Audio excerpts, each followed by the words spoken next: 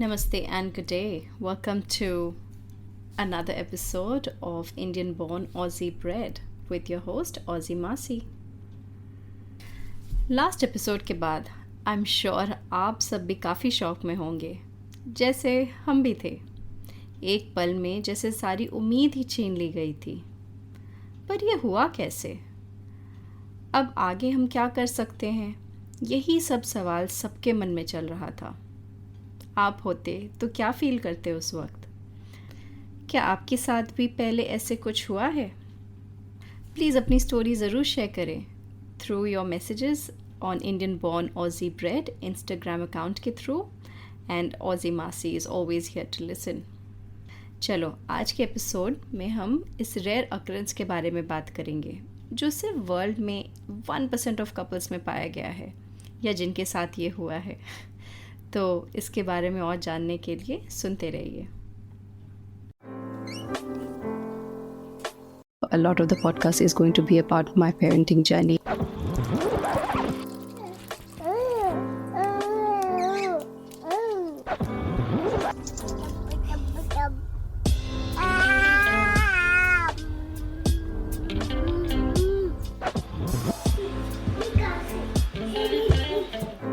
Welcome to Indian Born Aussie Bread.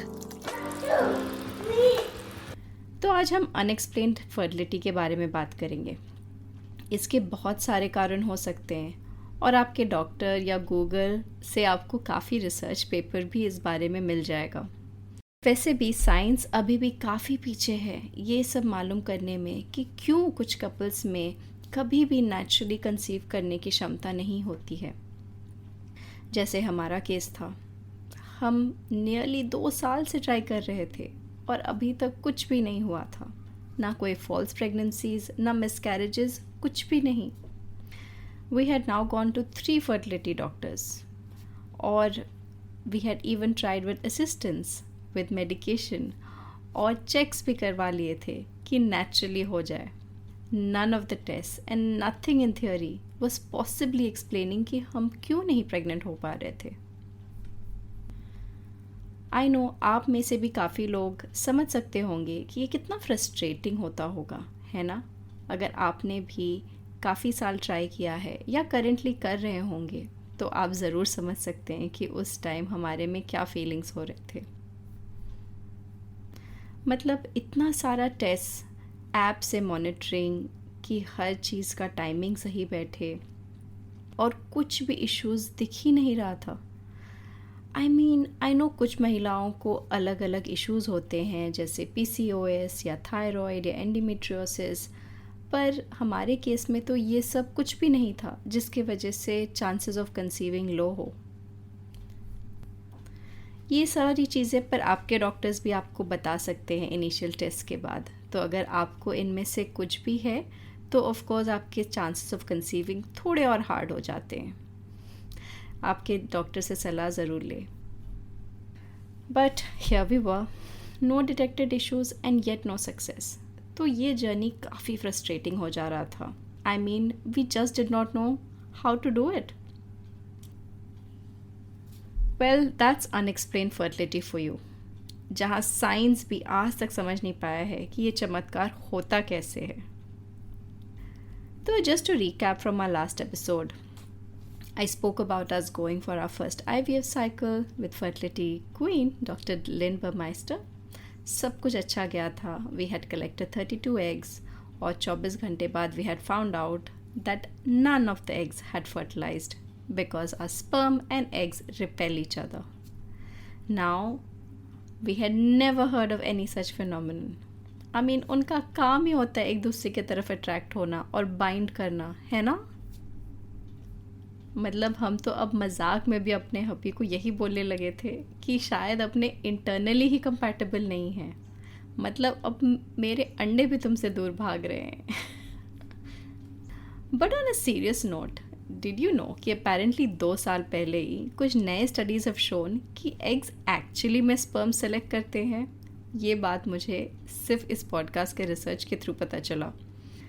और वो actually binding के टाइम पे they make a choice whether to attract or to bind with the sperm or not. पर ये सब research 2018 में नहीं था जब हम ये ट्राई कर रहे थे. तो एनीवेज, जो जोक था टर्न्स आउट कि I think there might be some truth to it. Okay, so moving on. इस एपिसोड में हम बात करेंगे कि आगे क्या होता है. लाइफ यहाँ ख़त्म तो नहीं हुई. एक और चुनौती का सामना करने का समय आ गया था. वैसे आई रियलाइज कि मेरे लाइफ में स्पेशली सब कुछ काफ़ी चैलेंजेस के बाद ही मिला है. पता नहीं, may be that's why I value a lot more of my achievements in life. क्योंकि ऐसा लगता है कि ये सब बहुत मेहनत और बहुत शिद्दत से हासिल हुआ है. So I feel like life is always teaching me a lesson. हार मान ही नहीं सकते, चाहे जो भी हो जाए. और आपको भी नहीं मानना चाहिए. और यही जर्नी को कंटिन्यू करने के लिए अब हमारी स्टोरी में आगे बढ़ते हैं. तो चलिए, our next step was to go back to the consult to discuss कि रिजल्ट्स ऐसे क्यों आए और नेक्स्ट स्टेप्स क्या हो सकते हैं. So there we were back in the doctor's consulting room, sadness in our hearts and joy in the space that was her office. आपको याद ही होगा उसका ऑफिस कितना सुंदर है और वो खुद कितनी सुंदर है. So of course that definitely brings a smile to your face. She walks in with her sky-high heels, goddess of fertility, Dr. Burmeister. I almost feel in awe in her presence. She just has a different aura. So anyways, she starts the conversation. Of course, already knowing कि क्या हुआ था. She also mentioned कि ये बहुत ही rare है और possibly only affects 1% of the couples. I mean, I didn't know what to make of that stat. Were we in the top 1% or the bottom 1% in this scenario? ये तो पता ही नहीं चल रहा था. सारी ज़िंदगी percentage was always related to competing with something, someone, somewhere. तो सबसे पहले दिमाग वहीं जाता है. पर what are the odds? Never had hubby and I ever thought that we would be such a corner case. Especially because we had known each other for so long and dreamt of having a family together since our dating days. काश अपने life partner चुनने के time पे genetic testing भी करा लेते, है ना. अपने चुन तो लेते हैं और सोचते हैं we can just have a family when we want. Sometimes life has other plans. ये सब पढ़ाव से हम चीज़ों का महत्व जानते हैं. The positive, as my husband always said, is that we actually now knew why we weren't falling pregnant all those years. At least ये पता तो चला कि बॉडी के अंदर हो क्या रहा था. हम सोचे, हाँ ये भी सच है. एटलीस्ट अनएक्सप्लेन्ड ही सही, पर रिपेल होने वाला फाइंडिंग तो सिर्फ IVF साइकिल के थ्रू ही पता चलता. बिना माइक्रोस्कोप के अपने सोचते ही रहते कि क्या प्रॉब्लम है जिसके वजह से हम प्रेग्नेंट नहीं हो पा रहे. यहाँ पे I must say, as much as I have been fascinated with science since my childhood, ये सारी experiences होने के बाद I have really grown to respect science in a very different way. And of course, even more after meeting with the doctor, hubby and I definitely went through, I think, 2 nights of Googling every possible article related to this. और पता नहीं, I think we had read 2-3 PhD papers that were published which would show very early research on this subject. तो जहाँ Google बाबा के पास हर चीज़ का जवाब रहता है, टर्न्स आउट कि हमारा केस इतना रेयर था कि गूगल के सर्च इंजन पे भी there was hardly any articles और any cases related to this. So I don't think many people had shared it. Of course, another reason why I do this podcast is to share the story of a very rare case. पर anyways, वो पूरी रात की research करते करते there was one particular paper that actually quite helped us understand the phenomenon in a bit more detail. तो थोड़ा सा हम उस बारे में यहाँ पे समझाने का कोशिश करते हैं. Now I don't know how much this research still stands, क्योंकि एज आई सेड 2-3 साल पहले there have been some further research on this और आपको शायद और अपडेटेड इन्फॉर्मेशन मिले. But anyways, this PhD paper was talking about protein layers that exist in a sperm and an egg, और इनको इजोमो और जूनो बोला जाता है respectively. So this one paper said that sometimes the sperm या the egg can have a missing protein layer which can cause binding issues. तो Juno was the goddess of fertility in ancient Greece, for those of you who don't know. And so this sperm, the egg layer, sorry, was named after Juno, the goddess of fertility.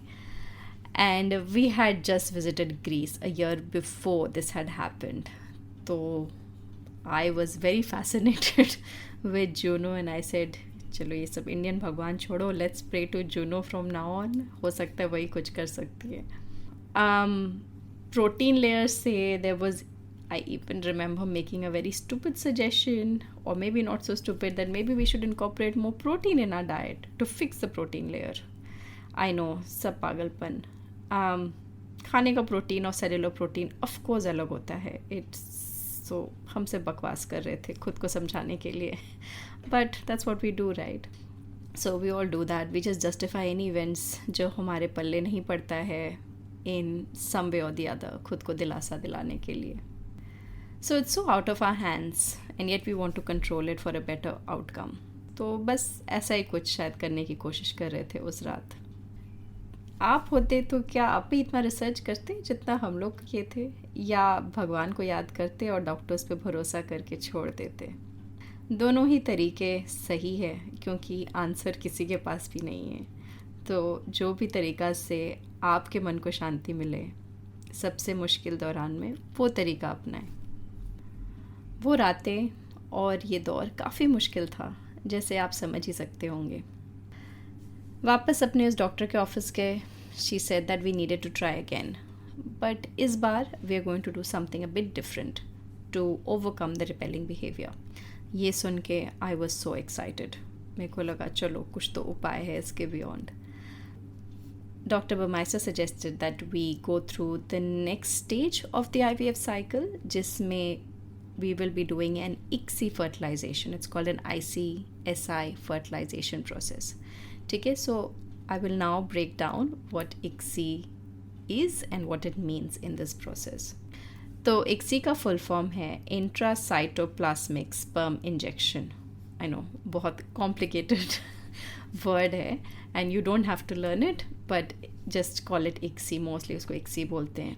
And what that means is they are going to forcefully inject a single sperm into the cytoplasm of the center of the egg for it to be fertilized. तो क्योंकि sperm and eggs were repelling each other, तो अब they will take a healthy sperm and they will forcefully insert it into the egg.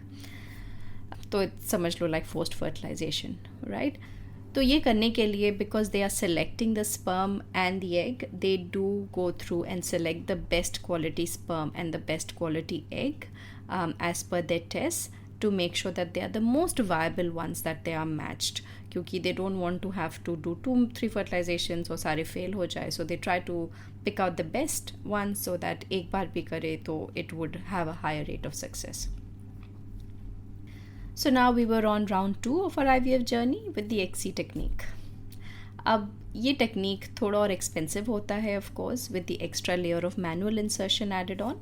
But since we were falling in the 1% rare category and just by sheer luck we happened to be not charged for this second round. Only we got charged for the additional part, but I think that was just a doctor being a bit generous because of our very weird case that was going on. So anyways, that was a bit of a financial relief, but I guess it didn't matter too much at that point of time. We just wanted to fall pregnant. But that definitely took away the financial pain in that moment. And I needed to just gear up for round 2 of the egg collection. So rounding back to square one. वापस से pharmacy, for the ovary simulation, hormone injections lena, medication. This time I was also given extra medication to suppress my killer cells in the body. तो हमारे doctor को लगा कि that could also have been one of the reasons, and maybe the egg was forming but there were killer cells in my body that were killing it. So I was then given more medications to suppress that. So this added more extra measures to make sure कि कुछ भी embryo, egg, sperm कुछ भी kill ना हो मेरे body के अंदर because of any defense mechanism. तो अब तक तो हमको ये भी नहीं पता था कि मेरा बॉडी अंदर से इतना फाइटर है। पहले स्पर्म्स को रिपेल कर दिया, अब किलर सेल्स है जो शायद फॉरेन ऑब्जेक्ट्स मार देते हैं। आई मीन स्ट्रॉन्ग तो हम थे, पर मेरे जीन्स इतने स्ट्रॉन्ग होंगे I really didn't know. Okay, so the whole process को लेके आई थिंक 1 महीना और लगा। So we started the second cycle in my next period cycle. Usually यहाँ पे डॉक्टर्स बोलते हैं कि you should take a break of 2 to 3 months before going through the surgery again, क्योंकि ऑफ कोर्स वो पूरा एग का stimulation, surgery to remove the eggs is a bit heavy on your body. वो medications को back to back करना they don't prefer. तो definitely आप अपने डॉक्टर की सलाह ज़रूर लें। But you know, in my head I think I was running too late already. कहाँ 4 साल पहले बच्चा होना था, and there was this clock going in a count down in my head. तो आई एम लाइक नहीं, I am fit and fine and let's just get on with it. चलो next cycle पे करो। So we decided to do it on the next monthly cycle,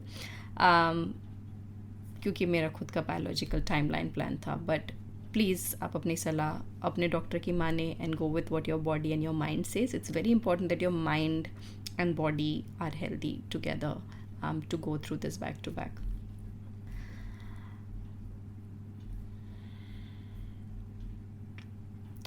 Anyways, ये whole process started with hormone injections every night in the abdomen, oral medications, etc. जो हम पहले भी बता चुके हैं।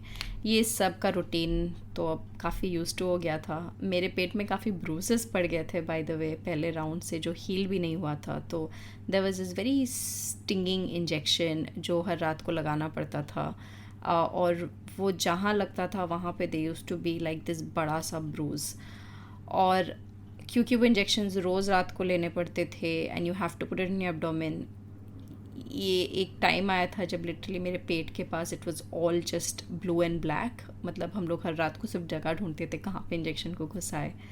तो ये दौर काफ़ी मुश्किल था फिज़िकली और मेंटली, खुद को उस सेल्फ इंजेक्ट करना, to go through that pain, that stinging sensation, with the whole thought that you don't even know whether all of this that you're doing is going to be a success. So it can be very, very emotionally draining, and like I've said before, it doesn't help कि सारे medications का side effect can also be depression and anxiety. So I think your own thoughts in the head, the effects of the medication, the pain of physical, mental pain, everything in really start to act up. तो ये journey के time पे you should have supportive people in your family and friends. I would definitely recommend. तो ये सब phases के दौरान पर हम बार बार ये ज़रूर रियलाइज़ करते रहे कि biological clock for conceiving is very real.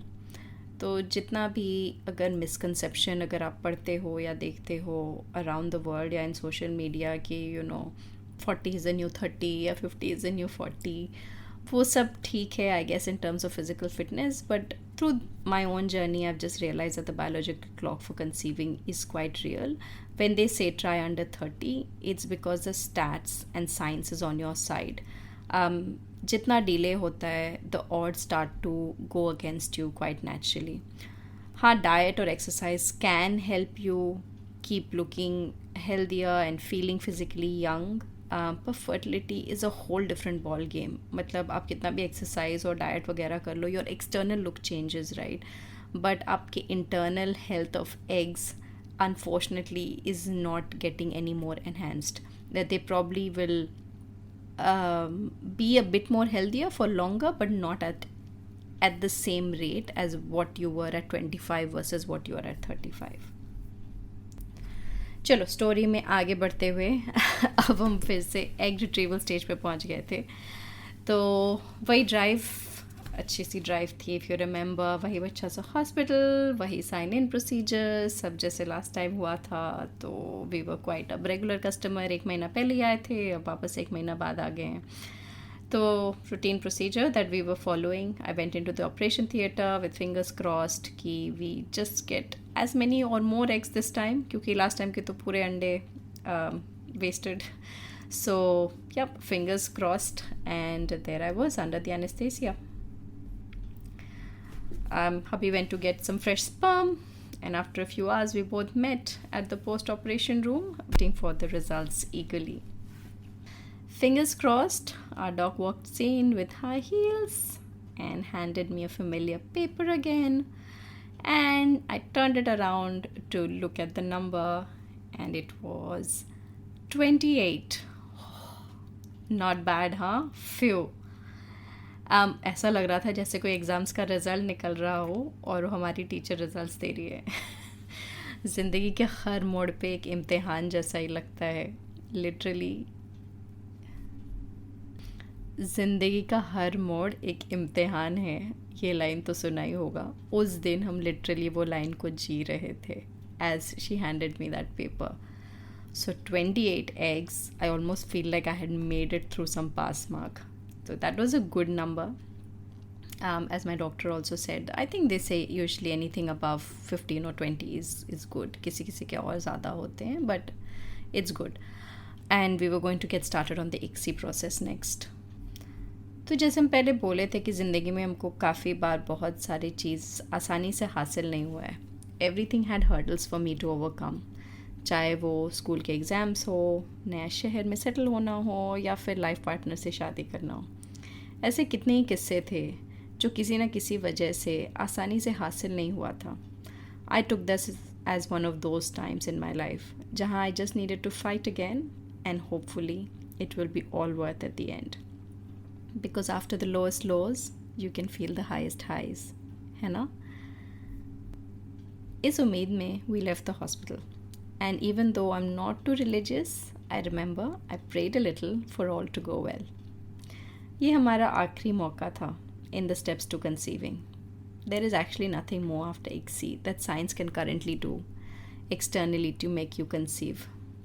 हाँ, they may change your medications to make your body more accepting, पर baby body के बाहर तो नहीं बन सकता. खैर, फ़िलहाल तो नहीं. The next morning, we kept waiting with anticipation कि अब कॉल आएगा to know कि कितने embryos फॉर्म हुए हैं. I mean, वो दिन इतना ज़्यादा स्ट्रेसफुल था हमारे लिए. I can't even express having gone through the worst phone call a couple of months ago. पूरा ज़िंदगी का होप्स और प्लान्स उस एक कॉल पे टिका हुआ था उस दिन. I couldn't help but think कि if there was some other weird issue that shows up in ICSI this time, I think we'd have to just give up and have no children for life. ये सोच को अपनाना बहुत मुश्किल था. I had often imagined my life with kids playing in the yard while I'm in the kitchen or around the house, and those images just flashed in front of my eyes, and I blurred up as I feared the worst. फिर phone बजा. It was the afternoon time, and I put it on speaker क्योंकि हबीबी थे. They said that we got 9 good embryos. Yay! I mean, can you imagine? मेरे तो खुशी का ठिकाना ही नहीं रहा. I just tried to continue concentrating कि वो आगे क्या बोल रही थी. I was like, wow, 9. But moving forward, she said कि out of those 9, only 5 had passed their quality check, and that only 5 would be considered viable to be for transfer. हमारे लिए it was a success. I mean, एक भी embryo बन तो जाता was a success. At least something worked. I mean, I was literally on the verge of giving up hope कि पता नहीं और कितने मुश्किलें आ सकती हैं. So the next question was, why did we only have 5 out of 9? So I asked कि why couldn't we consider all 9 embryos, and they explained कि embryos that will be transferred in the blastocyst phase. तो ये एक और term है. So जब fertility clinics form embryos through your IVF cycle, different fertility clinics may transfer it back into your body on different days. तो some people will do a very immediate transfer एक दिन बाद, या 2 days transfer. Blastocyst phase is at least 5 days later. तो ये embryo बनने के 5 दिन बाद वो एम्ब्रियो मैच्योर हो जाएगा और वो सब डिवाइड होके मल्टीपल सेल बन जाएगा, which gives the embryo better chance of attachment to the body. That's what the recent scientific studies say. So There are few different theories about the 2-day embryo transfer versus the 5-day embryo transfer. अगर आप research करने पे उतरोगे तो there is a very wide discussion based on that. So please just discuss it with your doctor and then do your own research and maybe make your own decision. हमारे doctor का कहना था कि let's do the blastocyst phase क्योंकि the most recent studies support that, तो we decided to trust and go with that. ठीक है. There are also theories about fresh transfer versus frozen transfer and their rates of success, है ना. So there is also that decision that you might be making with your doctor कि some say, fresh transfer means कि immediately after forming of the embryos within the same month they will do the transfer, versus frozen transfer मतलब वो लोग they will form the embryos, they will freeze it पहले, फिर 1-2 महीने बाद they will transfer it back into your body. ठीक है. जहाँ तक I have done my research most से including my own fertility doctor, they said कि ज़्यादा डिफरेंस नहीं है, बट अगर आप या आपके डॉक्टर में कोई प्रेफरेंस है please use your own decision and your own consultation. ठीक है. So as you know I was of course already losing patience and I almost wanted this kid to arrive within the year. The delay of each month pushed my plans in my head by that much time. मेरे को लग रहा था एक और साल चला गया and I just kept thinking कि अब ये next year होगा तो ये साल ये बच्चा पैदा नहीं होगा. So anyways, वो सब calculation चलते चलते I said नहीं, I opted to do my first transfer as a fresh transfer, and that means they would be doing it in 5 days time. So they would be waiting for the embryo to mature and multiply over the next 5 days, and I'll be doing my transfer within that month. So 5 दिन तक I continued with the hormonal medications to support the transfer phase when it happened. So it supports your uterine lining and supports the atmosphere to ensure कि वो embryo attach हो. On day 5, we had our first transfer appointment for the embryo transfer. By hospital, that was a calming drive, and a quick day appointment was all that was needed. Doctor called us in, and this time hubby could also be in the room with me, which was great. So I lied down on the bed, and there was an ultrasound monitor to check my abdomen and show me the insertion as it was happening. सब कुछ काफ़ी exciting था. While we settled in, just the 2 of us, we were waiting for our doctor. But of course, after some time, we heard the tick-tock of the 6-inch heels walk towards the room. And there she was in her pink gown and her pink heels, asking us if we were ready for the transfer. So Dr. Burmeister gave me a little USB stick, which had the video of the embryo forming.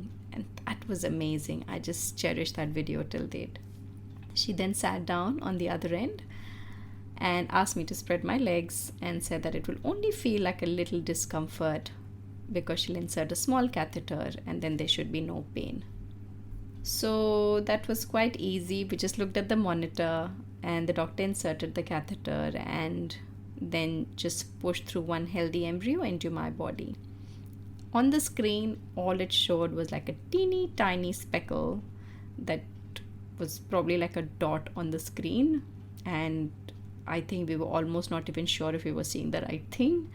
I didn't feel much, but the doctor just said good luck and we will do a blood test in 2 weeks.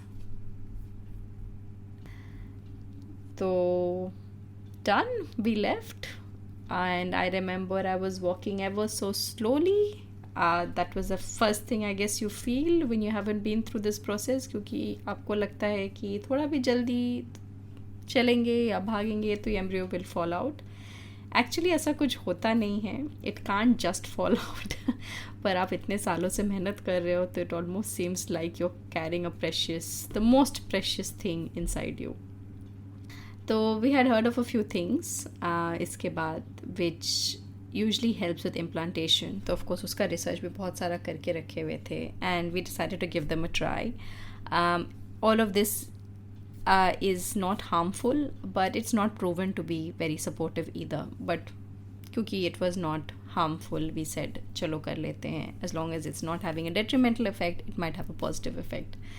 बहुत सारे रिवाज शायद cultures और traditions के हिसाब से भी अलग अलग कुछ कुछ चीज़ें होते होंगे, और आप उसके हिसाब से भी डिसाइड कर सकते हो टू फॉलो और नॉट अपनी श्रद्धा पे.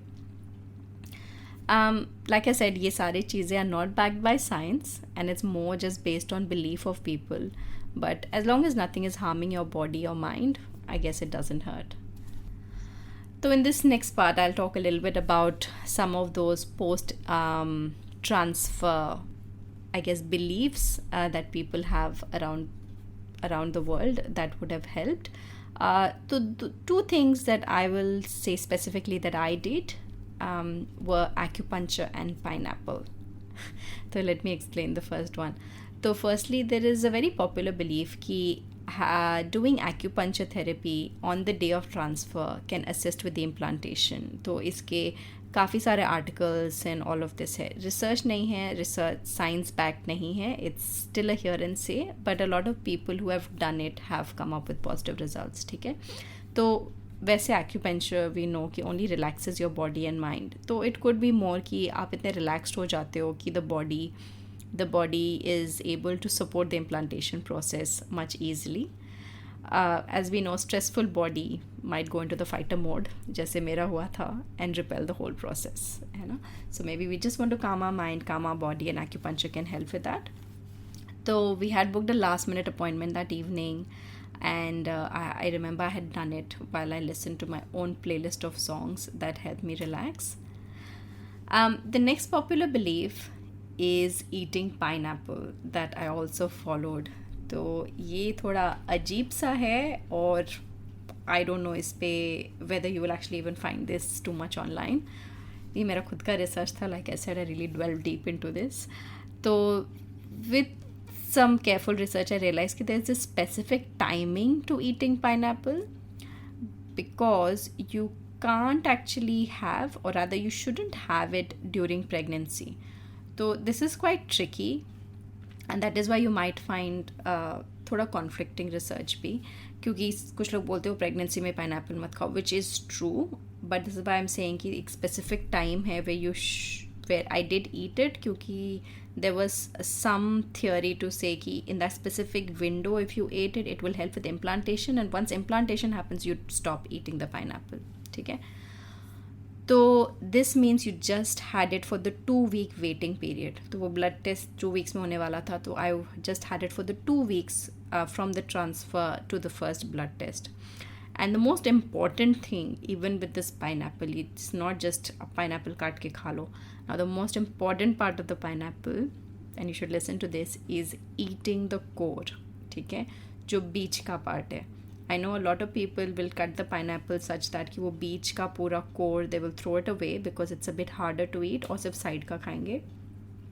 So that core is what you really need to eat. You can eat the whole thing, but like don't throw away anything. Skin को छोड़ के don't throw anything. So my research showed that apparently the core contains something called as bromelain, is an ingredient, and that is what benefits or helps with the implantation. ठीक है. So that's why eating the whole pineapple including the core is what you need to do, and which is what I did religiously each day, hoping for the best after the 2-week wait period. तो ये phase में भी in the 2-week waiting period I did continue with the hormonal medication, including inserting of progesterone to help with the lining, और वो जो चुभता हुआ injection था, unfortunately I had to continue with that as well. तो वो bruises और बढ़ते रहे around my abdomen as I would self-inject. तो I know, so that whole phase was very messy. And then came the day of reckoning where I needed to go and get my bloods done. 2 weeks wait had finished, और एक exam वाला दिन आ गया था, क्योंकि पहली बार शायद ज़िंदगी में we might have a positive result ever, है ना. तो इतना दूर इस जर्नी में हम लोग पहली बार आए थे, so that was a very very crucial moment. तो ब्लड टेस्ट होने के बाद यूजली टेक्स अबाउट 1 या 2 दिन, पर usually next day the nurse calls and tells you the results. तो अब ये और एक एंटिसिपेटेड कॉल था the next morning after I had done my blood test, और lo and behold, it was a positive. Whoa, can I give a little clap to myself? I think I had a whole overwhelming flow of emotions that day. मतलब इतना लंबा journey, इतना लंबा एक एक moment करना, it was feeling like पता नहीं कोई बड़ा अवार्ड से भी बड़ा अवार्ड मिल गया था. And I think I almost skipped work that afternoon. We hugged and kissed and it seemed like finally something was working. बहुत एक्साइटिंग था वो टाइम. शायद आपको भी हमारा स्टोरी यहाँ तक सुन के चैन की सांस पड़ी होगी कि चलो कुछ तो पॉजिटिव वाइब्स आ रहा है इस जर्नी में. And we felt the same. तो ये एपिसोड को यहीं ख़त्म करते हैं. आगे क्या होता है वो अगले एपिसोड में सुनेंगे. I had my first ultrasound at 6 weeks time, क्योंकि IVF व्हेन यू डू तो आपको अर्ली अल्ट्रासाउंड्स का एक्सेस मिलता है. And that first ultrasound was where we were hoping to see the embryo growing for the first time on the screen.